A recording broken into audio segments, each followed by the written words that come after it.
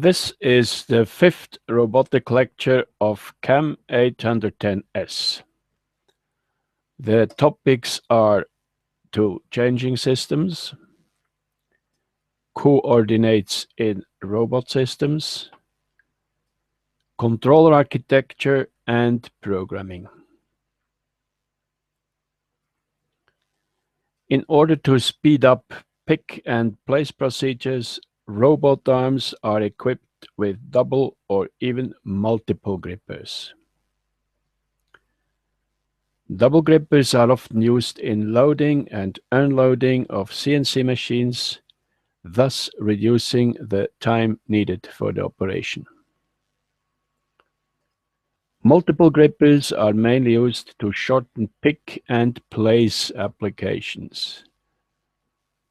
A revolver, as the one shown here, can have up to 6 different grippers. Automatic gripper changing systems are used to increase the autonomy of a robot arm. Several grippers are placed in a gripper magazine. Here we see 3 of them. The robot arm changes them automatically. A YouTube video shows the gripper changing procedures. Coordinates play an important role in programming robots and CNC machines.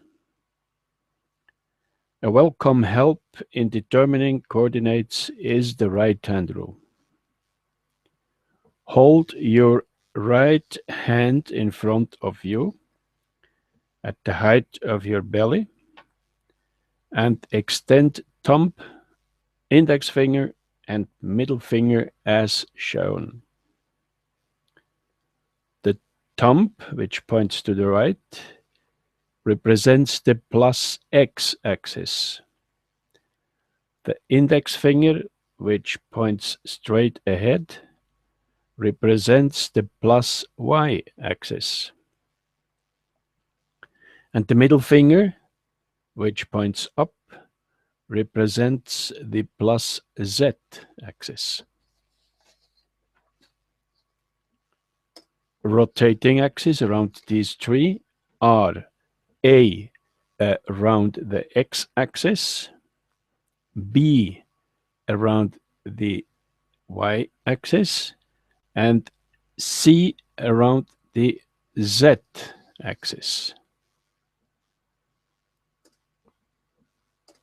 Applying the right-hand rule, we can now easily determine user coordinates, that is, room coordinates of the cell,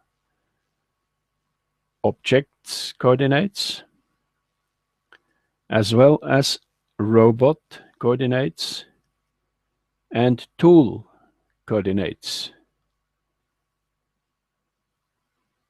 Just look at the hand and the robot and tool coordinates and compare them with each other.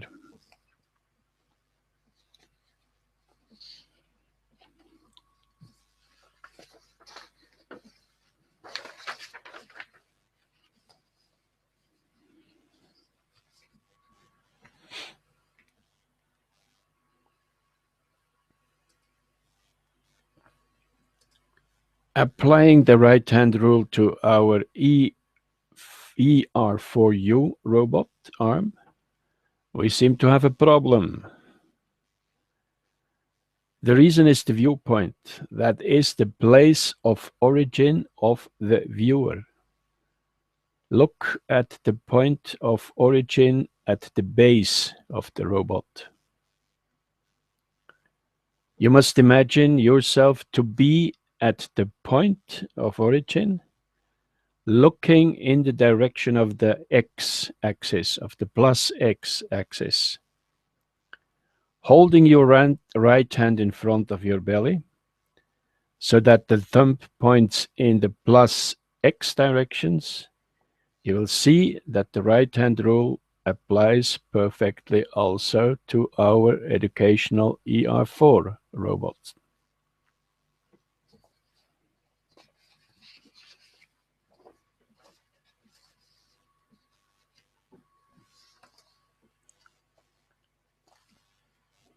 Let's now look at the robot controller.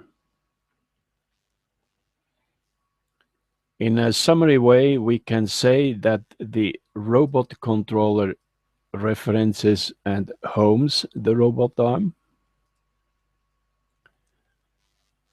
It permits to move the robot arm in manual mode. It executes programmed movements and operations in the automatic mode. It communicates internally and externally. And it monitors or supervises each and everything.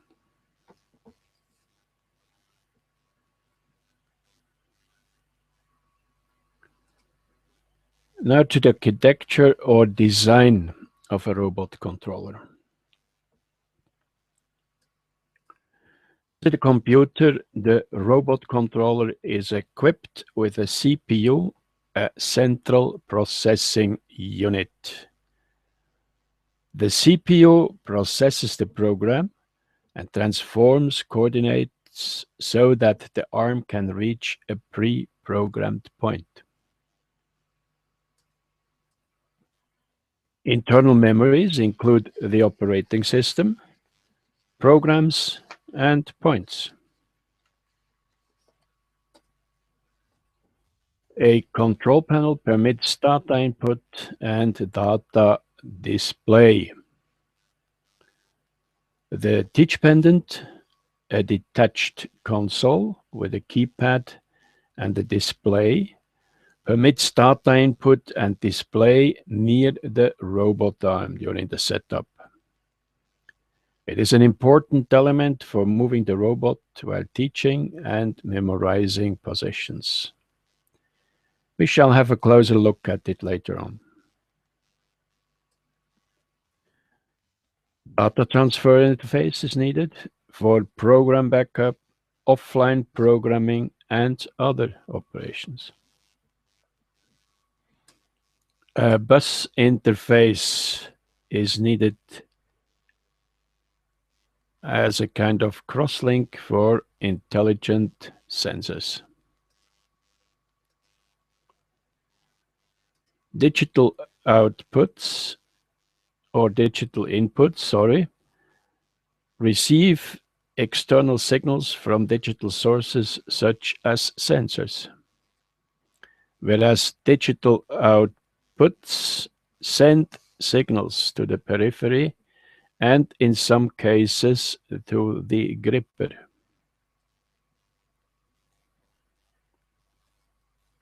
There are also analog inputs and analog outputs.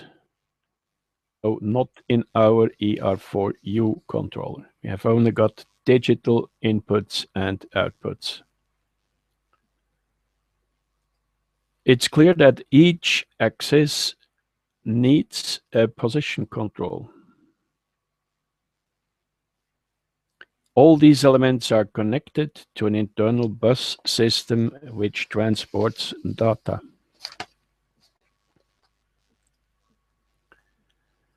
A very important topic is path control. In PTP or point-to-point movements, the end effector moves from point A to point B in an arbitrary way, that is, in a mathematically not defined way. In MP or multipath control, the end effector follows a path which was previously defined by a manual movement of an operator and which is played back to the system.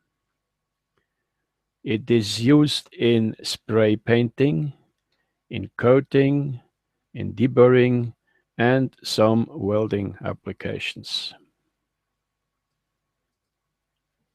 In CP, or continuous path control, the end effector moves from point A to point B along a mathematically defined path composed of straight lines and arcs of circles. It is applied in continuous welding, gluing, and laser cutting, among others.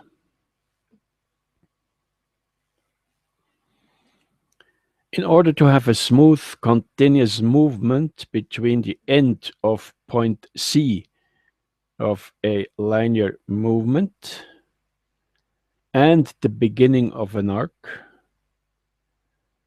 spline interpolation is applied. Point C is so bypassed by a mathematically defined arc, and the movement gets very smooth. Now to programming. The positions of a robot arm can be programmed in different ways.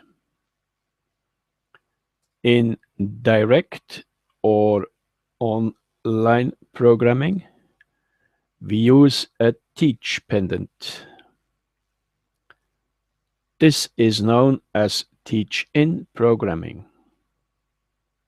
That's what we are doing on our ER4U robot.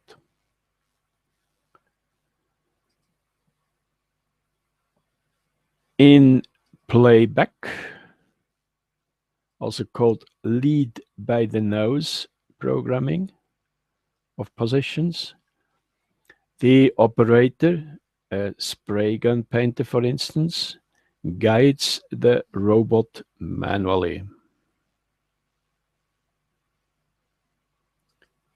Programs may be edited by indirect or offline programming. In text programming, the program is edited in a specific language. In CAD/CAM programming, the robot cell is set up in a graphic software, and the program may be generated by a CAM software. Let us now look at teach pendants. This is the teach pendant of our ER4U robot. It is connected to the controller by a long cable.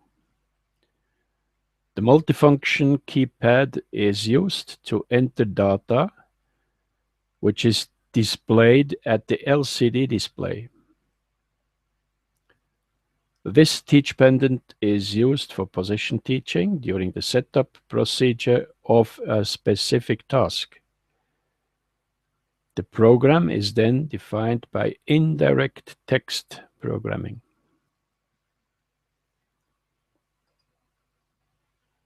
Teach pendants of industrial robots are of a more complex design. Position teaching and programming can be done both online. Unlike in CNC technology, there is unfortunately no ISO standard for robot programming. That means that each robot manufacturer uses its own language.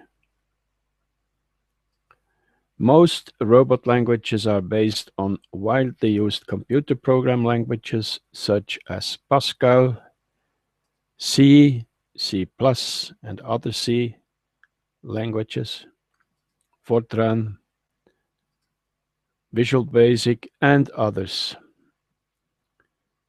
Our scorebot ER4U uses ACL, Advanced Control Language, which is based on BASIC, very similar to BASIC.